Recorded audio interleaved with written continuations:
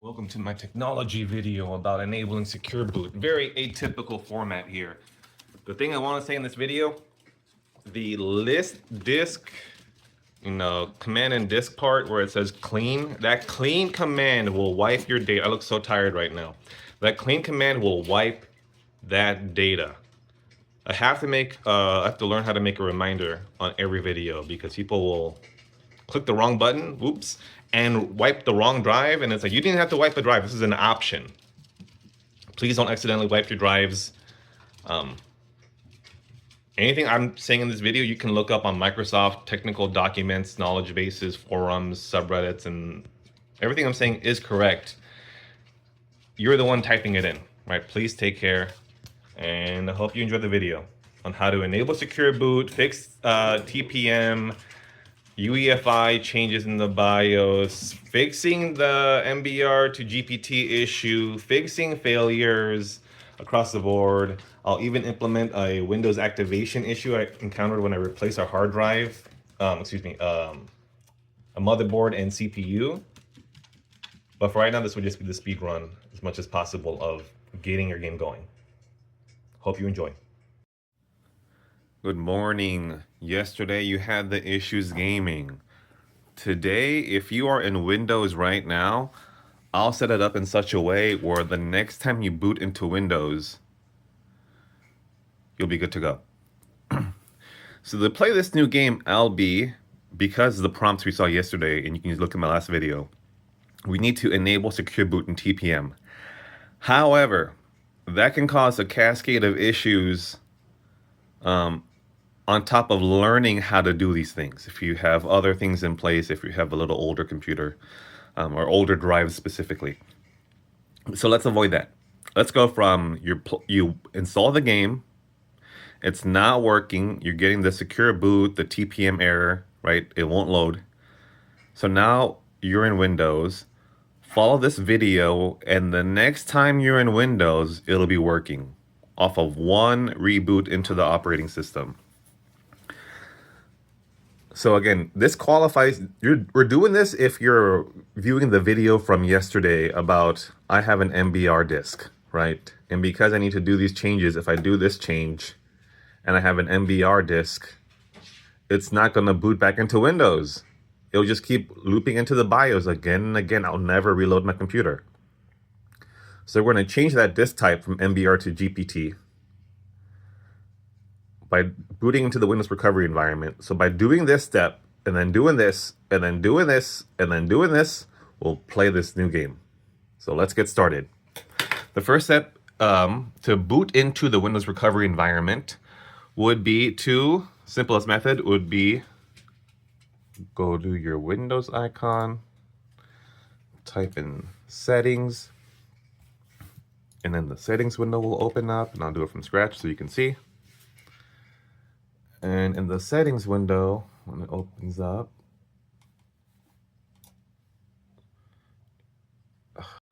and this settings window, when it opens up, we're going to type in recovery and click on recovery options. On these options, we will click on advanced startup to restart our computer. So far, we're not doing any changes. We're going to reboot our computer into a particular startup state where we'll have some advanced options. I'm going to close this window. I'm going to click restart now.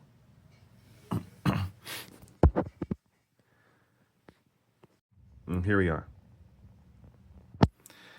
At this point, we're going to hit on troubleshoot, advanced options. You thought there were only a few steps, but it was me additional steps along the way. I've opened up the command prompt in the recovery environment. We'll have to do this again. And I validated my first disk. By default, validate goes to disk 0. And it was like, you know what? It's looking pretty good. I'm like, great. That's the one I care about. I like them both. But disk 0 is that SSD with the operating system on it and pretty much like 95% of my content. Disk 1 is important. I need you to be readable to this.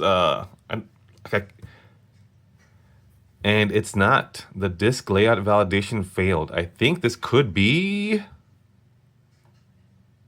a partition issue. So to clarify, the two disks I have, right? Disk 0 being my solid state faster drive with the Windows operating system and most of my stuff on it. If I do convert it to GPT, the new BIOS, when it switches to UEFI, we'll be able to see it, but I won't be able to see this. And I could still play Highguard. That's not what the video is for. The video is full troubleshooting. So we shall continue, and I'm going to exit out this window and reboot into Windows to try to solve the issue with the disk validation layout failure for disk 1.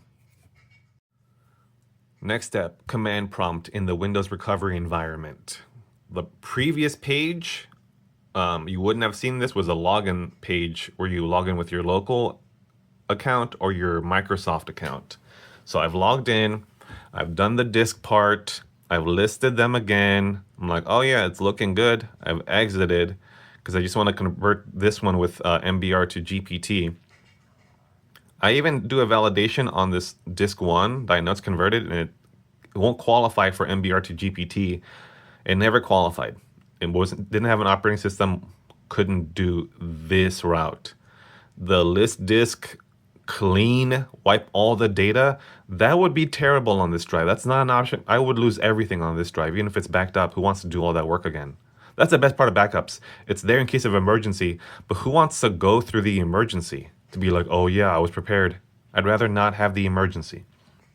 So we'll use the built-in Windows MBR to GPT. Again, I'm just having fun here, validating, making sure we're good to go. So now you're in your BIOS, and we're about to go faster and faster. We're almost done here. So your BIOS screen will look very different. You need to look into your motherboard's manufacturer to see how to get into the settings and how to navigate it. Sometimes the mouse will work. If you have an older BIOS, it might be a keyboard only, like the arrow keys. We're looking for settings. Here we go. And for the TPM step, that's a security thing. So I'm going to assume it's in here. Trusted computing is what it'll be. And it'll be the security device support, right? Because we're really looking for a TPM device. And it did find one on my computer. It's built into my CPU. If it doesn't say this, let me know what you're seeing on your side. For me, it's already enabled.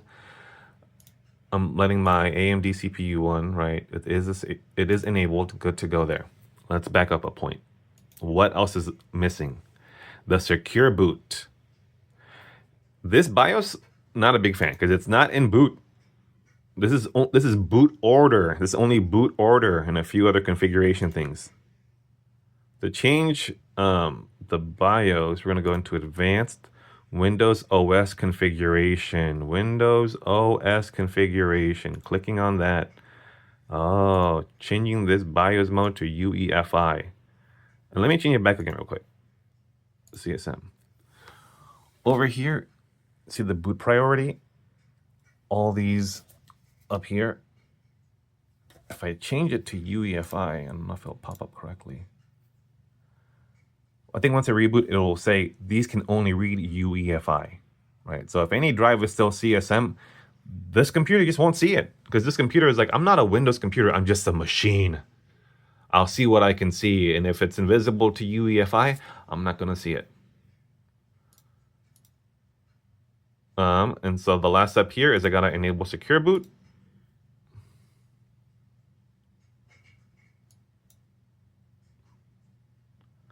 I want to hit F10 or the save and exit option because I have secure boot enabled.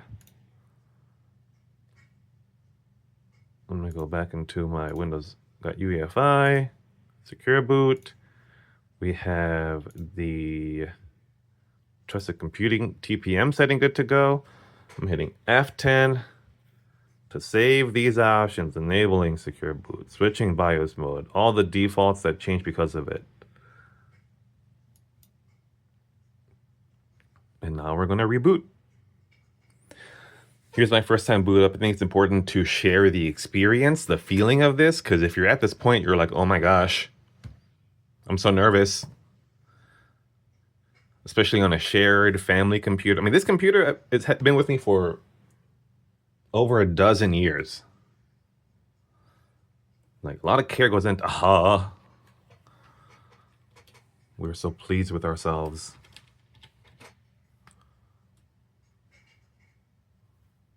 That's me. That's my man. That's my man. I knew you would turn back on. I knew you would do it. Oh my gosh, another update. Let me patch, then we'll try again. And so now, I don't know if you saw the option. I clicked on command prompt, and now it's on this screen. And I'm gonna type in my credentials. This is asking for rebooted back into my computer, confirmed again, MBR to GPT, ran this command, space/validate, space/allow full OS, validated disk 0. I checked for disk 1, confirmed the failure. Here's an interesting thing. If you have this issue on just one drive, it'll be the drive where you have your operating system. So we'll all be talking about disk 0. I have 2 drives. This one does not have any operating system. This one's just like a backup, almost like an external drive, but it's inside my computer. It couldn't be converted by the MBR to GPT program. I went back into my computer, looked at all the files on that drive, took anything off. There wasn't anything actually needed, but if there were any photos or anything, I would have moved them to a different drive. I entered disk part again like yesterday, selected that specific disk, cleaned it, which removed all the data off of it, and then converted it to GPT. So now I'm showing again, I exited this part, re-entering it. Oops.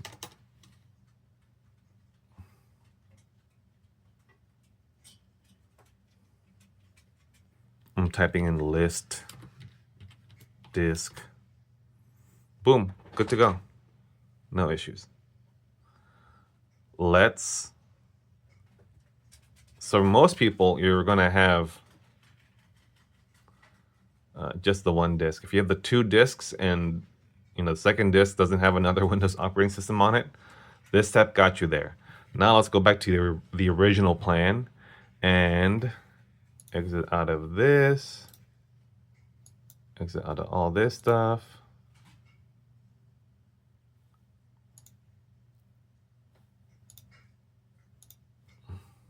Again, restart now from the advanced setup options. We're back into the Windows recovery environment. Hit troubleshoot, hit advanced options, hit command prompt.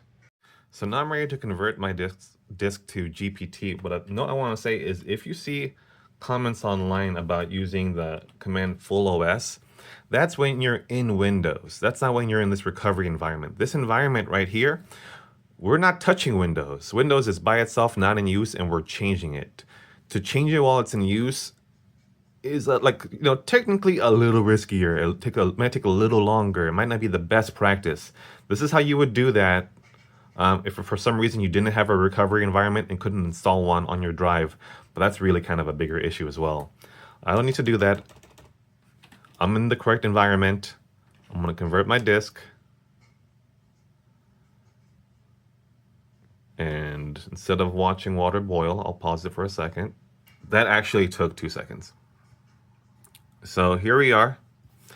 And you're like, okay, I'm reading this. I don't know what this means. Fix. Okay. Oh, I like this one. I like conversion completed successfully, Zishan. And it's like, oh, failed to update this. This doesn't look good. This says the Windows recovery environment agent didn't get updated. It's a configuration file. We can work on that in a different video. But it says before you can boot properly, you switch the firmware to boot to UEFI mode. So it's saying, hey, I think you gotta switch the BIOS now. So I'm gonna close this. I'm going to Click on turn off your PC. And I'm going to boot up my computer. And as I'm booting it up, I'm clicking the key that my motherboard manufacturer, in this case MSI, is saying to click to enter the BIOS. And here I am. Let's finish this.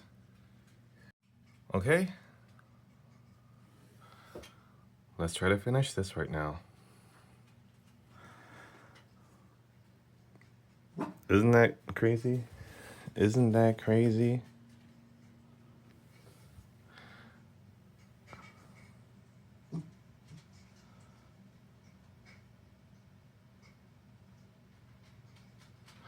We've gotten past this part before.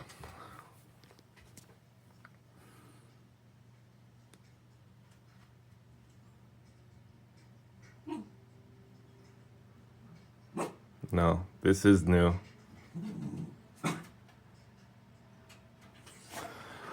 They multiply if you don't look at them long enough.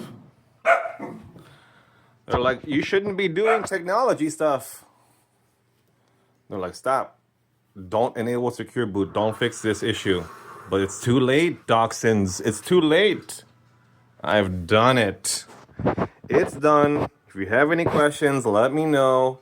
You wouldn't believe how many hours I spent last night trying to reactivate a Windows 7 key that I bought forever ago. And wouldn't activate, had to buy a Windows 11 key. And so the video was delayed by a day while I was working with Microsoft support to say, how can I tell my clients, if you have a perpetual key? Long story short, Windows 7 activations end of life 2023. So even if the key is valid, it's only for Windows 7 activation now, but it won't. Long story short, Microsoft, I could post a 19-page thing about it. If you have any questions, you should be good to go. And this is something, share this video. 8,000 moms in America, 8 million single dads are, frustrated because they can't or their kids can't do this. Easy solution. Any other fixes you want to find, I will be your guy. Let me know.